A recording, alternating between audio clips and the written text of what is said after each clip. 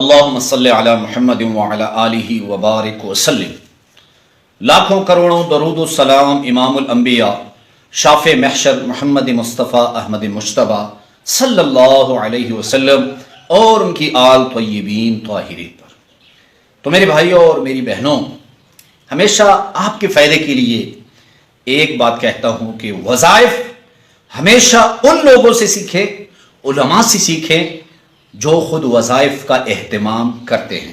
اللہ فرماتے ہیں بسم اللہ الرحمن الرحیم، یا ایھا الذین آمنوا لم تقولون ما لا تفعلون، اے ایمان والو کیوں وہ بات کہتے ہو جو تم کرتے نہیں۔ تو الحمدللہ آج کا جو عمل میں آپ کے پاس لے کر آیا ہوں، اللہ کی ذات کو گواہ بنا کے کہتا ہوں، میرے سینے میں قرآن ہے اس طرف، اور الحمدللہ اللہ کی ذات کو گواہ بنا کے کہتا ہوں کہ کئی سالوں سے میرا یہ معمول ہے، اور یہ ایسے اثرات ہیں اس عمل کے، یقین کیجئے کہ اللہ رب العزت نے اس عمل کی برکت سے، حدیث شریف اس نبوی عمل کی برکت سے اللہ رب العزت نے میری بہت سی پریشانیاں دور فرمائی۔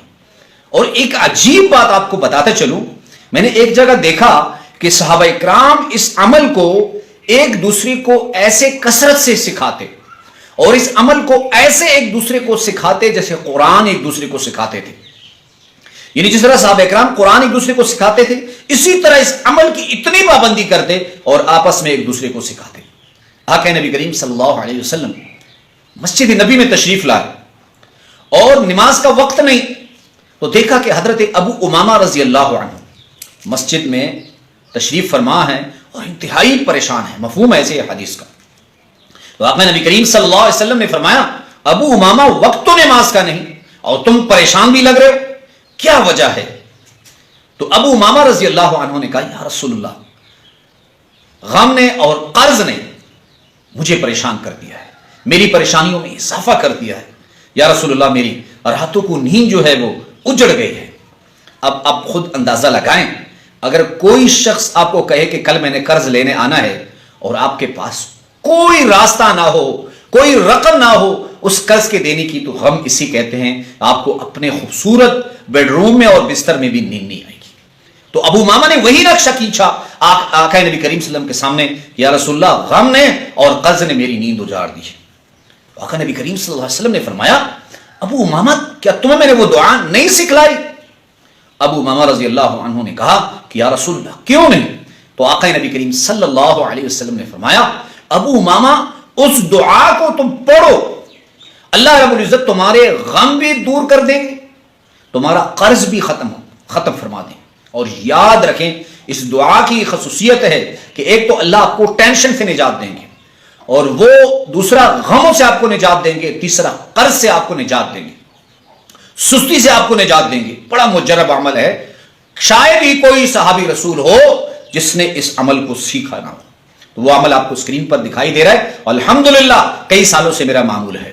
وہ عمل یہ ہے، اللہم انی اعوذ بک من الہم والحزن واعوذ بک من العجز والکسل واعوذ بک من البخل والجبن واعوذ بک من غلبۃ الدین وقہر الرجال۔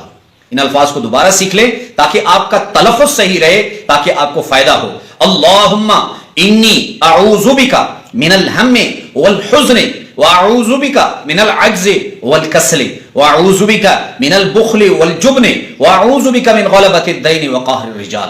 اس عمل کو آپ نے صبح کی نماز کے بعد 10 مرتبہ پڑھنا ہے، یا صبح کی نماز کے بعد رہ گیا تو بعد میں پڑھ لیں، اور شام کے بعد آپ نے اسے 10 مرتبہ پڑھ لیا۔